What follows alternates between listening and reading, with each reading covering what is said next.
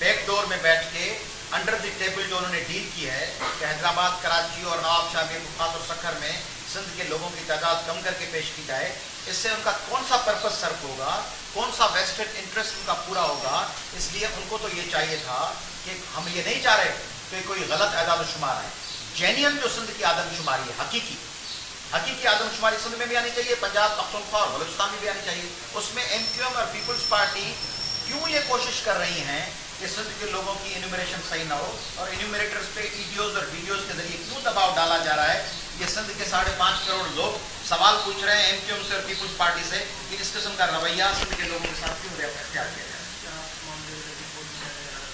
हम परसों एहतजाज करेंगे सिंध भर में, और परसों एहतजाज के बाद भी अगर कोई